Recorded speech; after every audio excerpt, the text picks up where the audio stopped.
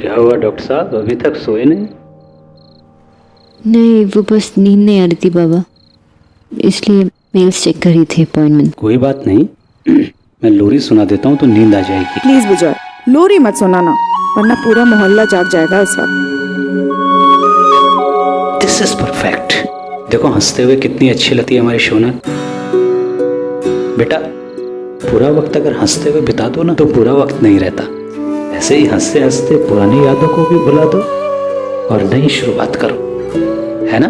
शोना, हम लोग सोच रहे थे कि ये शादी जितनी जल्दी हो जाए उतना अच्छा है सभी के लिए।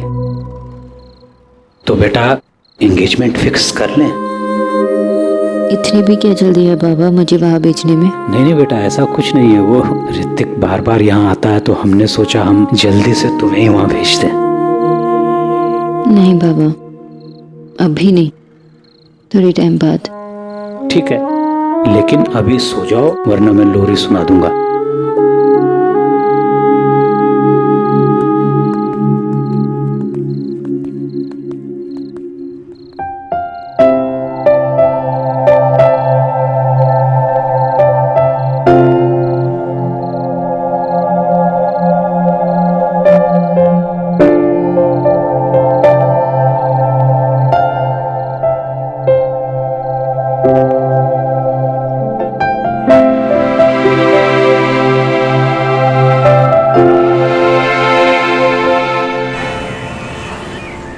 ऋतिक रिलैक्स, इतने सारे बैंक्स है, कहीं और ट्राई करो।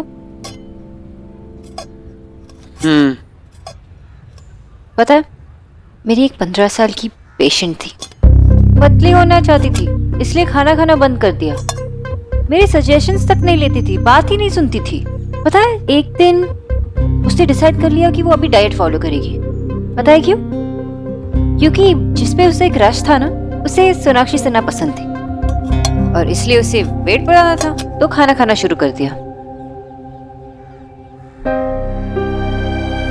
ऋतिक, तुम्हें याद है तुमने मुझे एक लद्दाख वाली कहानी सुनाई थी, लंबी वाली?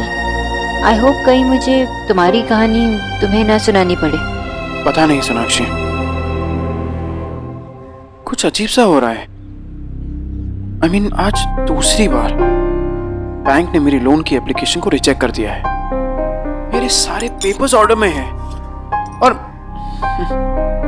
आज जो हुआ है वो तो कुछ अजीब ही था। I mean, क्या हुआ? तुम्हें पता है, मैंने तुम्हें उस जगह के बारे में बताया था, लक्ष्मी नगर वाली, मेरे क्लिनिक के लिए जो मैंने देख के रखी थी, जिसका मैंने एडवांस भी दे दिया था। जब मैं यहाँ पे आ रहा था मुझे किसी का कॉल आया कि वो पूरी की पूरी बिल्डिंग किसी बड़ी कंपनी ने खरीद ली है।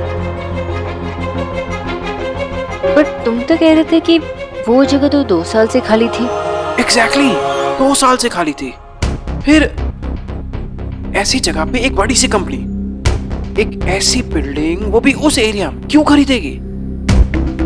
और वो प्रॉपर्टी डीलर पता है क्या कह रहा था कि जो उस जगह की एक्चुअल वैल्यू है ना, उससे कई ज्यादा कीमत पे बिकी है वो जगह। वो जगह मेरे लिए एकदम परफेक्ट थी। पता है, मैं कितने टाइम से उस जगह के लिए पैसे सेव कर रहा था कि एक दिन वहां पे मैं अपना क्लिनिक खोलूंगा। आई डोंट नो, अचानक से एकदम ये सब कुछ क्या हो रहा है? सोनाक्षी, आई एम सॉरी, पर इस वक्त मुझसे खाना नहीं खाया जाएगा।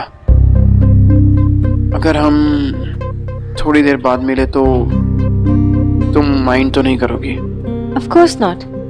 अगर तुम थोड़ी देर के लिए अकेले भी रहना चाहते हो तो it's okay. Thanks.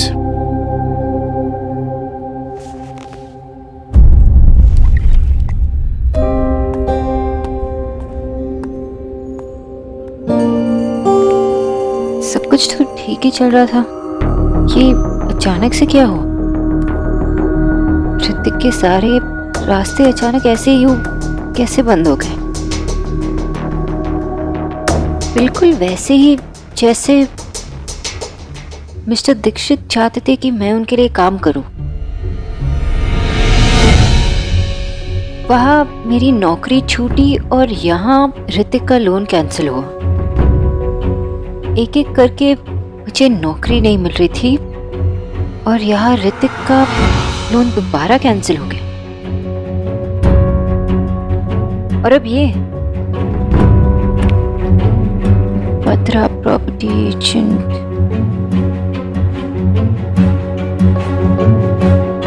Hello, Batra property agent. Mister Dikshit, मैं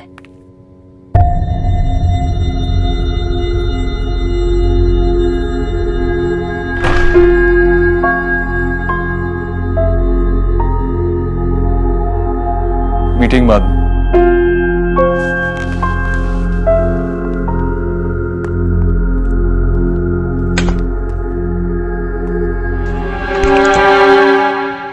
इतने महीनों में मैं आपको पहली बार पहचान पाई हूँ मिस्टर दीक्षित। मिस बोस, अपने आप को थोड़ा तो क्रेडिट दीजिए। बिना किसी को जाने आप किससे प्यार कैसे कर सकती?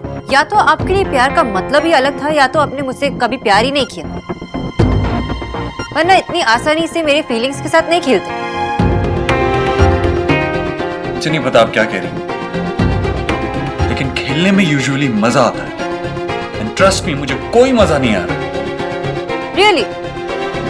मुझे तो लगा कि आपको बहुत मजा आ रहा है।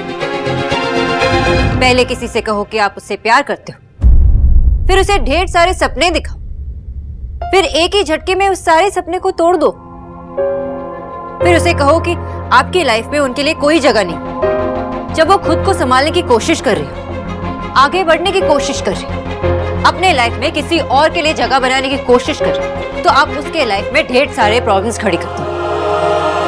मैंने ऐसा कुछ नहीं किया। रियली? आपने कुछ नहीं किया? तो ऋतिक का लोन आपके एजेंट ने ऐसे ही कैंसिल करवा दिया? या जहां ऋतिक अपना क्लिनिक बनाना चाहता था, वहां की पूरी बिल्डिंग ईश्वरी दीक्षित कम्युनिकेशन प्राइवेट लिमिटेड ने ऐसे ही खरीद ली? मिस्टर दीक्षित, ये मैं मान ली थी, लेकिन मुझे अच्छी तरह पता है, जब आप चाहते थे कि मैं आपकी माँ की पर्सनल न्यूट्रिशनिस्ट बनूं, तो आपने भी मेरे साथ यही किया।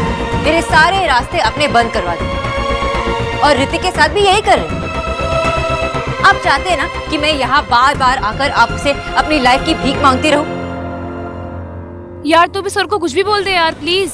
हमें पहुंच जाऊंगी पक्का। हाँ ओके, बाय बाय बाय। माँ, भैया अभी तक क्यों नहीं आए? सब्र करना बेटा, आ जाएगा, ट्रैफिक पे रह गया होगा। बहुत टाइम हो गया।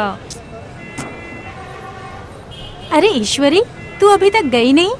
मुझे लगा देव आ गया होगा। हाँ हाँ, उसी का इंतजार कर रही हूँ मैं, बस पहुँचता ही होगा। पूछ ले उसको, अगर उसको आने में देर है तो मैं छोड़ देती हूँ, मना कर दे देव को। नहीं नहीं, उसकी कोई जरूरत नहीं है। उसने एक बार कह दिया है ना वो आएगा, मतलब वो आएगा ही आएगा। ये तो पक्की बात है। श्रवण कुमार है तुम्हारा बेटा,